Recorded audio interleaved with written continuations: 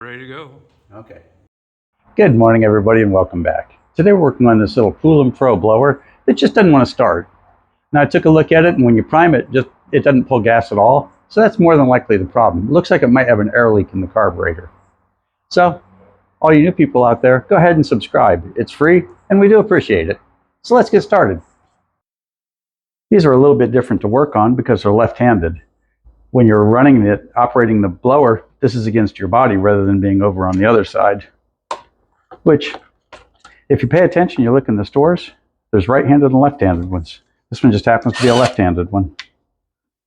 Okay, let's pull the carb off. There's a couple of things we want to look at because when we run the primer bulb, let me show you before we get the lines off. When we run the primer bulb, no gas comes through the lines at all, not even a little bit. First thing you'd think is maybe it's got a bad fuel line, or the primer bulb's even fallen off, because you do see that occasionally. So let's dig around in here and grab the fuel line, pull it forward, very gently, of course. And the fuel line actually feels pretty good. It's a little old, but it feels good. It's nice and rubbery, and the primer bulb looks good, and it was obviously deep in the fuel. It's nice and wet. So that's not the problem. That means that the carburetor is sucking air somewhere. We don't have a good seal.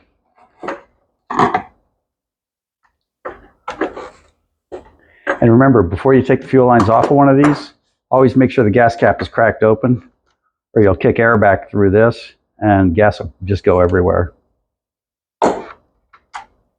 Okay, that's that. Let's scoot over a little bit and take a look at the carburetor.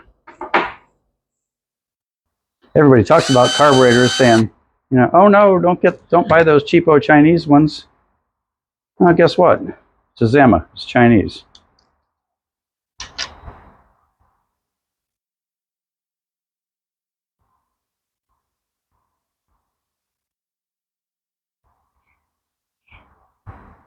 Okay, that all looks good.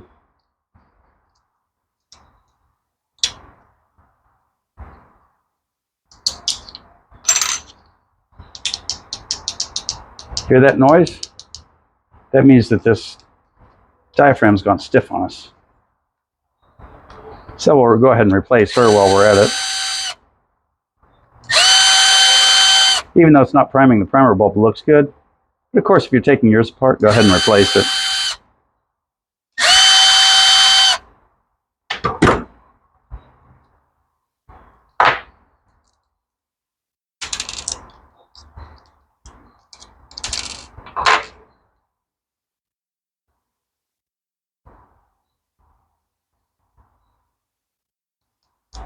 Okay, and looking at this, even if it were pumping gas correctly, if you see the bubble in this, that little arc across the top, that little dome that you see on both of these, that would prevent this engine from running correctly, if at all. If you decide to rebuild your carburetor rather than replace it, what you want to do is take your original gasket and then take it and put it in front of the computer when you're ordering parts and compare it. As you can see, these two are very close. However, this has a gate where this one has a hole. So this one doesn't quite work. So be super careful ordering parts for it, or you're just going to get ones that don't work. This gasket would bolt in this one's place, but it would not work correctly. So if you decide to replace rather than rebuild, and don't tell me about Chinese carburetors, because this is a Chinese Zama. It's a Chinese carburetor already. So let's look at this carburetor. Now it looks correct from the start. So let's look at other angles. Top, everything appears to be in the right place. From the side, our fuel lines and our linkage are 100% correct. And our choke lever operates the right way. Now we see a little bit of a difference in the metering diaphragm's plate. However, that will have zero effect on performance, so I'm not worried about that. So this looks ready to go. So we're going to hit the button, and we'll see it tomorrow morning. A day's gone by, and now we've got a replacement carburetor. So let's get it together and see what we've got. Now we've got a couple of choice of gaskets here. One covers this hole and one covers this one. and that's your negative pressure pump for your fuel. So we're going to start with this one, and we'll switch gaskets if this one doesn't work out for us. So going together is pretty easy. Okay, we'll keep the gasket on the back.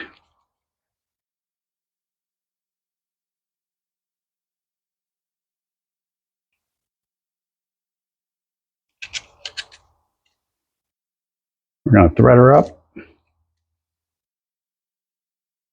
and quite literally bolt it on, and that's it. First thing we'll do is get our linkage in place.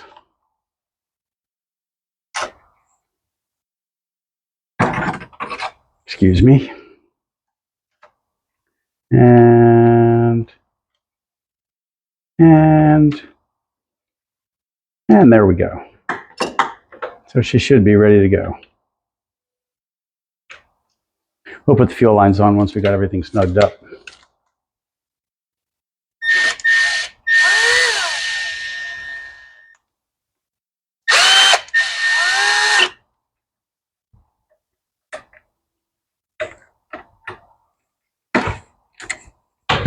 And that's just about that.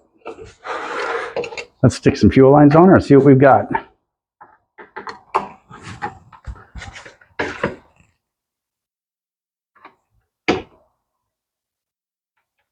There's one. Well, there's almost one. There's one. Very nice. There's two. And remember, if you cross those lines, don't lose any sleep over it, because it's super easy peasy to just flip them. Okay, I can see gas running through. And we got gas in our primer bulb. And remember, technically, as I was just recently reminded, that's a purge bulb, not a primer bulb. And you can press it just as many times as you like. Let's choke her down, see what we've got. Okay, let's go. Prime. She's pretty primed already, though. Full choke. Let's see what she's got. That was close. Maybe a little more choke, maybe not.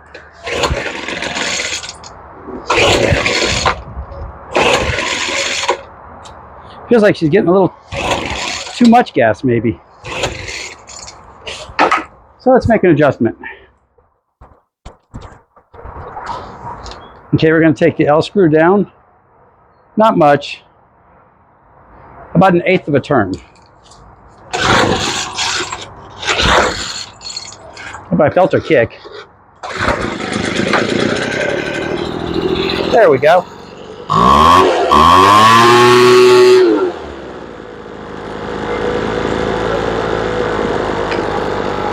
We gave it about another 1/8 of a turn. Now we're bringing it back just a touch.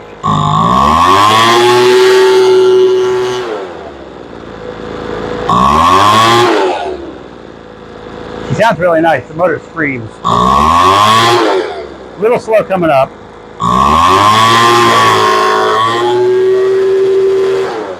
There you go. That sounds pretty good.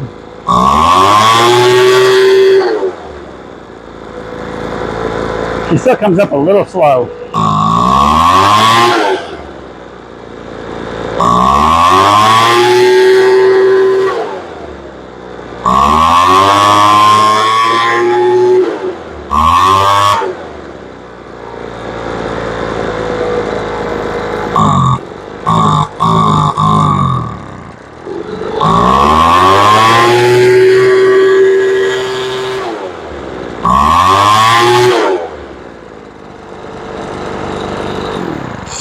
Now let's see if she'll still start that way.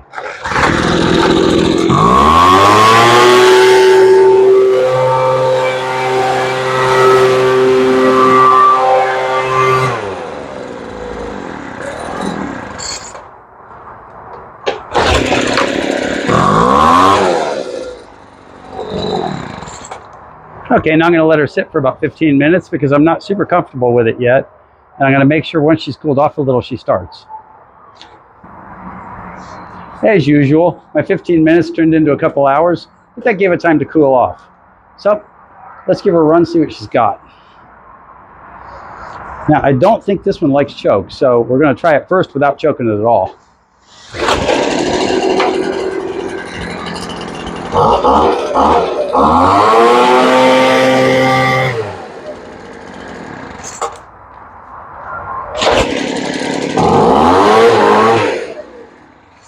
Yep, she's pretty happy.